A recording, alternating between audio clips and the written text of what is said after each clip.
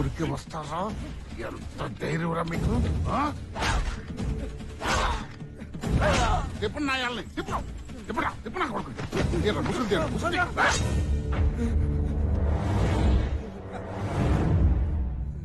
నువ్వా?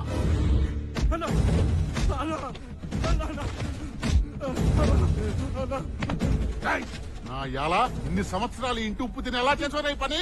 ఈ భార్య పిల్లలు తెలిస్తే ఏమనుకుంటారా? నాకు తెలుసయ్యా.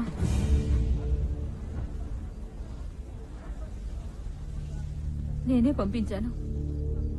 నువ్వెందుకు వచ్చావే? ఎందుకు చేశారా ఈ పని? ఆకలయ్యా, ఆకలి. నెలలా డబ్బులు ఇస్తారు కదా? అయ్యా, మీరిచ్చే బియ్యము డబ్బులు నాకు నా మొగుడికి బతకడానికే సరిపోవడం లేదయ్యా. కానీ ఇదిగో ఇప్పుడు ఈ బిడ్డ పుట్టింది, రొమ్ముల్లోంచి పాలు రావడం లేదయ్యా. ఈ బిడ్డకి ఏం పెట్టి పోషించదయ్యా. మిమ్మల్ని చంపితే ఆ పులిచెర్ల వాళ్ళు 5 లక్షలు ఇస్తానన్నారయ్యా. ఆ డబ్బులతో ఎక్కడికైనా దూరంగా పోయి మా బిడ్డని పెంచుకుందాం అనుకున్నామయ్యా. మేం చేసిన తప్పుకి నా మొగుడితో పాటు మా ఇద్దరిని కూడా చంపేయండి అయ్యా.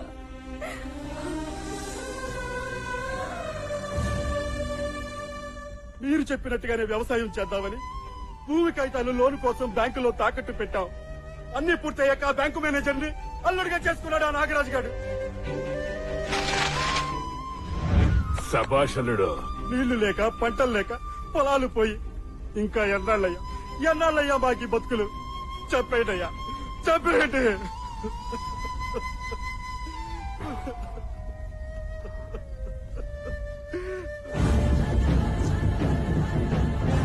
రేపు పొద్దున వచ్చి మీ దస్తావేజులు మీరు తీసుకెళ్ళండి. రేపు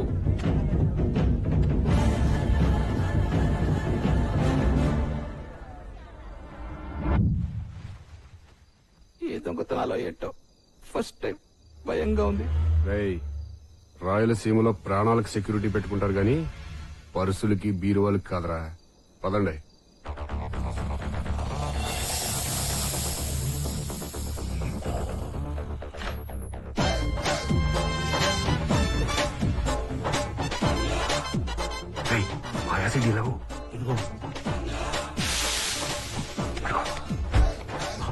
డాక్యుమెంట్ ఇక్కడ ఉన్నారా?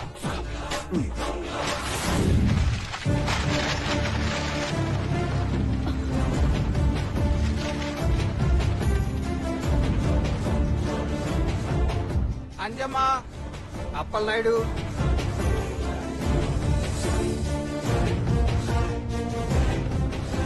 అయ్యా ఈ కాగితాలు తీసుకుని ఎన్ని బ్యాంకుల చుట్టూ తిరగాలయ్యా?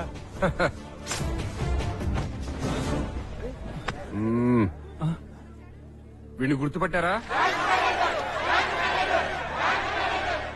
2 రోజుల్లో లోన్ శాంక్షన్ అవ్వలేదనుకో, నిన్ను పోసేసి ఇదే మూటలో కప్పెట్టేస్తాను. మొదట్లోనూ వాళ్ళకి శాంక్షన్ చెయ్యి. థ్యాంక్స్.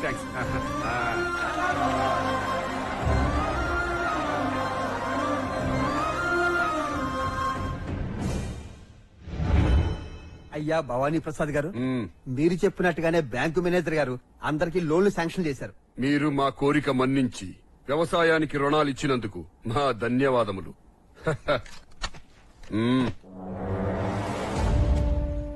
నన్ను దొంగలా ఎత్తుకొచ్చి బలవంతంగా లోన్లు ఇప్పించినంత మాత్రాన నీ ఆశయం నెరవేరుతుందనుకుంటున్నావా? లోన్లు ఇచ్చేశారు, వ్యవసాయం చేసి పంటలు పండించేయచ్చు అనుకుంటున్నావు కదూ? మా మావ సంగతి తెలుసు కదా. నువ్వు 10 జన్మలెత్తినా సరే ఈ సీమకు 10 చుక్కల నీళ్లు కూడా తెప్పించలేవు భవానీ ప్రసాద్.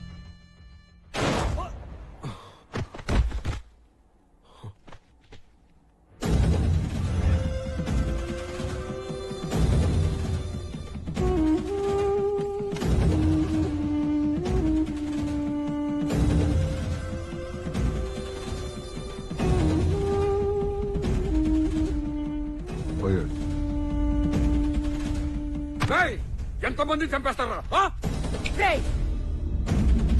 మీ అన్నయ్యని చంపినప్పుడు రాని కోపం ఎవడో పగవాణ్ణి చంపినప్పుడు వచ్చిందా? వదులు.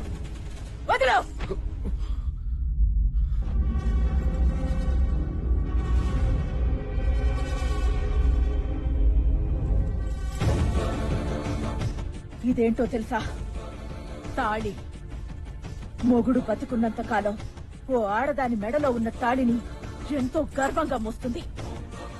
మొగుడు చనిపోయాక అదే తాళి మెడలో ఎంత బరువుగా ఉంటుందో తెలుసా? ఈ ఇంటి పరువు నీ ఆశయాన్ని నేనొక్కదాన్నే మోస్తున్నాను. చూడ్రంగా, చేతనైతే చేతులు కలుపు, చేత కాకపోతే చావుని చూడ్డం అలవాటు చేసుకో. రతయ్య, వీడి శవాన్ని ఆ పులిచెర్ల పొలిమేరలో పడి.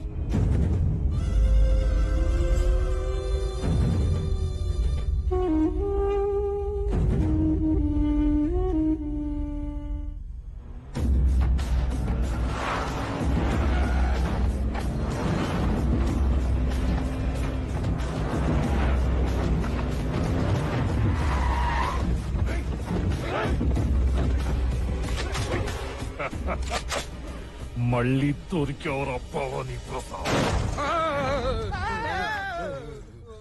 బావా ఏమైందిరా? పులి చెరలోళ్ళు చంపేశారా?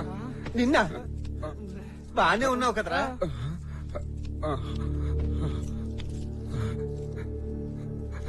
ఆ చూపేంటిరా? రే ఎంత పనిచేశాడ్రా! ఏ ఫ్యాక్షన్ జాన్ని చూసి నువ్వు విర్రవీగుచున్నావో అదే ఫ్యాక్షన్ ఉచ్చులో పడి నువ్వు చిక్కుకుపోవుగాక. ఇదేంట్రా? ఆ పంతులు అప్పుడెప్పుడో నీళ్లు కలితే ఇప్పుడు పడి ఏంటి? ఆ పులి చెర్లోళ్ళు మనల్ని పిల్లులు చేసి మన పేకలు కొయ్యక ముందే మనం చీమల్లా ఈ సేవ నుంచి తప్పించుకునే మార్గం చూడరా?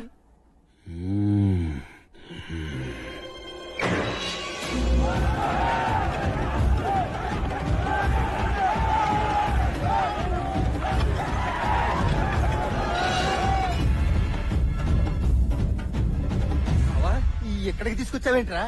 పులిని చూద్దామని. పులినా? అయ్యా, రేయ్, పంపించండ్రా.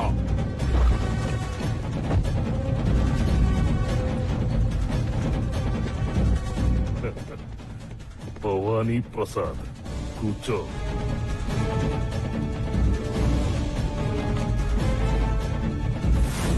చరిత్ర పుటల్లో సింహపురి వారు పులిచెర్లకి మొదటిసారి వచ్చారు.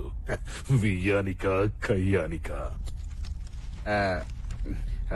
ఇదిగో పెద్దయినా, మీరు అనుకున్నట్టు మీ అల్లుణ్ణి కొడుకుని మీ మనుషుల్ని చంపింది మేం కాదు సార్. అసలు నేను భవానీ ప్రసాదే కాదు సార్. తెలుసురా రంగా? తెలుసా? అంటే నేను భవానీ ప్రసాద్ని కాదని రంగా అని మీకు ముందే తెలుసా? నీ దొంగ ఫైల్స్ అన్ని చదివి ఎస్పీ మొత్తం చెప్పాడ్రా. చెప్పాను కదా, అనవసరంగా టెన్షన్ పడిపోయారు. ఇక పెద్దనా మీ పేరు చెప్పగానే ఇది కూడా పోసేరీళ్ళు. నిజంగా మమ్మల్ని ఏం చేయరు కదా సార్. చెప్పాను కదా ఏం చేయరని. రంగాన్ని తెలిసిన తర్వాత ఏం చేస్తారు? ఏం చేస్తాడు? మన భవానీ ప్రసాద్ కాదు కదా. అవును. భవానీ ప్రసాద్ ని కోర్టు దగ్గర బాంబు దాడిలో మేం చంపామన్న విషయం నీకు తెలుసు, నాకు తెలుసు. కానీ భవానీ ప్రసాద్ ని దేవుడిగా ఆరాధించే జనానికి తెలియదు. భవానీ ప్రసాద్ అన్న పేరు మళ్లీ వినపడకూడదంటే భవానీ ప్రసాద్ మళ్లీ చావాలి. ఊరుకో పెద్దయినా, చచ్చిపోయిన మనిషిని మళ్ళీ ఎలా చంపుతారు? చంపగలరు. ఎవరిని? నిన్నే. నన్నా? నీ వదిన కొంగు చాటు నుంచి నిన్ను బయటికి రప్పించి నిన్ను భవానీ ప్రసాద్ చేసి చంపుతా. ఊరుకో పెద్దయినా, మాది కత్తూరులో బ్యాచ్ గాని కత్తి పట్టే బ్యాచ్ కాదు. ఎరా రేయ్ రంగా, నీ చేత కత్తి పట్టించి భవానీ ప్రసాద్ ని చేసి మరీ చంపుతా. ఇన్నాళ్ళు రక్తంతో తడిసిన రాయలసీమ నీళ్లతో తడవాలి. కత్తులు పట్టిన చేతులు కొడవళ్లు పట్టాలి.